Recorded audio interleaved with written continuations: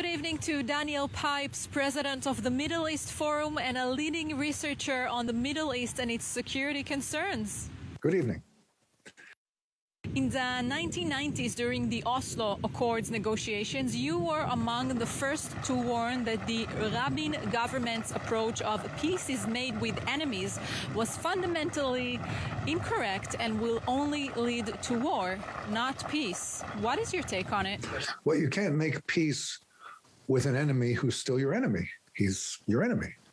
You can only make peace with a former enemy, someone who's given up being your enemy. Think, say, of World War II. We couldn't make peace with Hitler. We could make peace with Hitler's successors, who are no longer our enemies.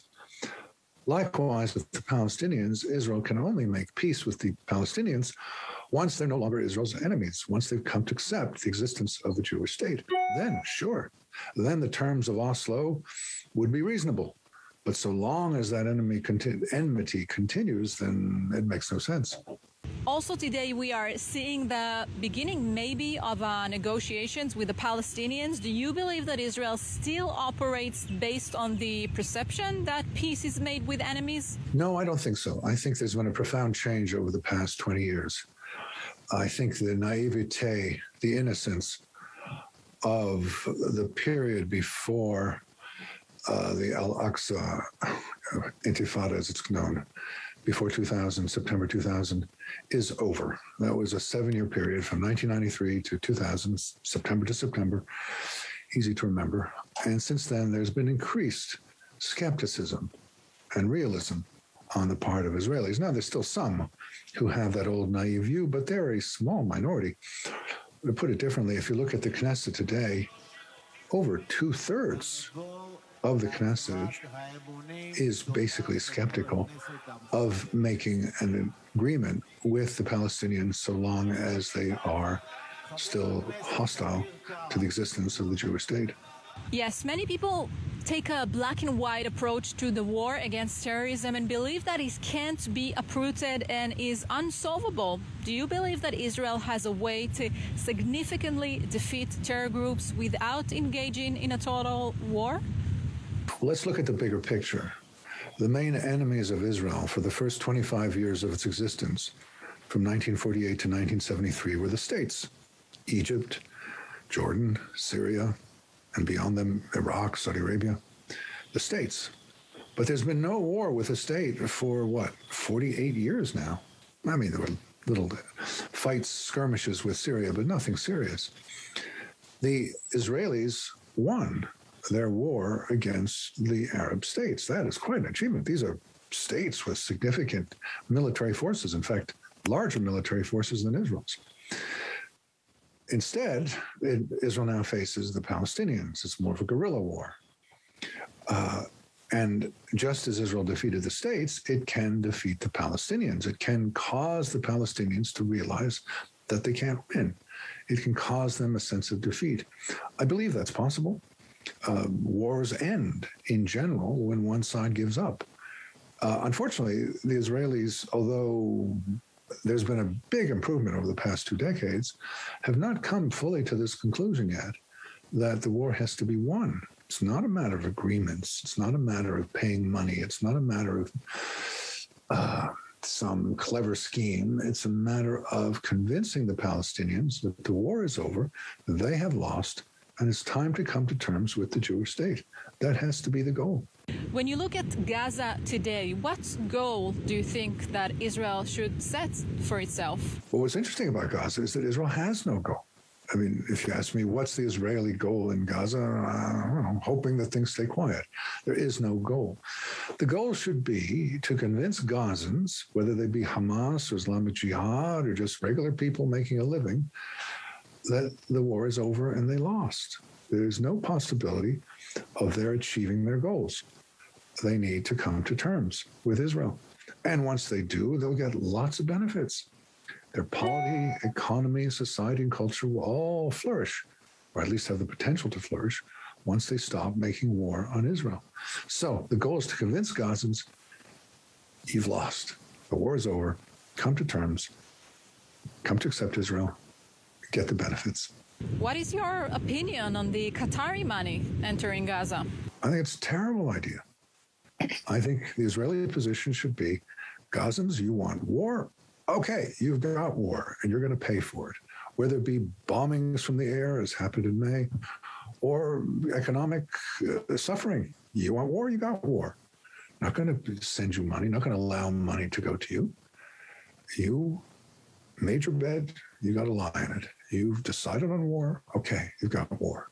You wanted to end the war, then you'll get all sorts of benefits. But so long as you continue at war, no, you don't get benefits. Today we see that despite the Abraham Accords, some of Israel's enemies are still looking to destroy the country. What is your take on it? Well, the Abraham Accords were a very positive development, but they were somewhat peripheral development. After all, Bahrain, UAE, Sudan, and Morocco are not the key actors in this fight. Good, great, only positive. But the key actor now is the Palestinians, to a lesser extent, the Syrian government. And the Palestinians need to be convinced that they have lost. Abraham Accords didn't achieve that. No agreement with an Arab state or any state will achieve that. It has to be the Palestinians themselves, the Palestinians specifically of the West Bank and Gaza, who come to this conclusion. The war is not going well. They've lost it. Time to come to terms with the Jewish state and stop making war on it. Stop making war on it, whether it be jihadi violence or whether it be United Nations resolutions. Stop making war on it. Accept it. Deal with it. And by the way, this is of enormous importance to Israel, because if you look at the Israeli security situation, there are two different aspects to it. One is the actual military threat coming predominantly from Iran, which is very, very important. But the second is the political threat, the animosity, the extraordinary hostility towards Israel, in particular on the left and also among Muslims. That is generated by concern about Palestinians. It's the Palestinians who create that hostility.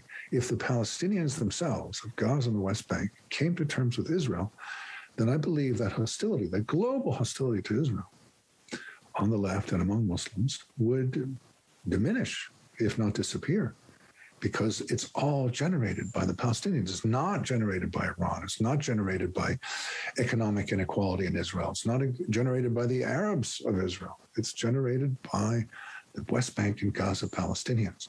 So that needs to be solved. And the only way to solve that is by getting them to concede that Israel's there, permanent, tough, not going anywhere, and they come to terms with it.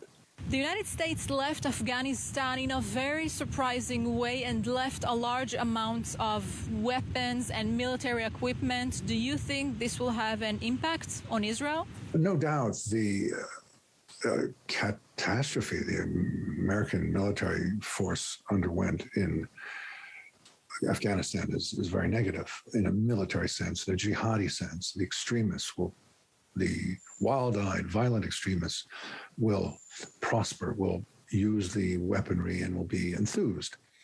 But I think there's another consequence, which I don't hear anyone talking about other than me, which is that this development in Afghanistan last month causes Muslims around the world to say, "Ooh, this is bad. This is terrible. I'm sure glad I don't live in Afghanistan. I sure don't like the Taliban. I sure don't like Islamism." And by the way, I think that was a factor in the elections yesterday in Morocco, which were spectacular. The Islamist party in Morocco, last election, got 125 seats, 1/3 of the parliament. Yesterday, provisional reports show it got 12 seats, 10%. Now, I'm not going to ascribe that all to Afghanistan, but I would say that Afghanistan is a factor there. Muslims are looking at Afghanistan and saying, no thanks, we don't want to live under Islamist rule. Overall, are you optimistic? About what? About the situation, about Israel? Overall, I'm very optimistic about Israel. I think Israel is a remarkable country that's doing extraordinarily well. For me, the most spectacular development in Israel is the over 3 children per woman birth rate, which is amazing. It's going up. Nowhere else in the developed world is that happening. The water, the move towards political realism, all this is great. My worry is that the left is ever more hostile to Israel. And that isn't changing. It's growing. And this would be a catastrophe for Israel. So Israel's problem is the Palestinian hostility, which generates a global hostility. Other than that, Israel's doing great, but that's a big problem. Daniel Pipes, president of the Middle East Forum, thank you for granting us this interview. My pleasure. Thanks for the opportunity.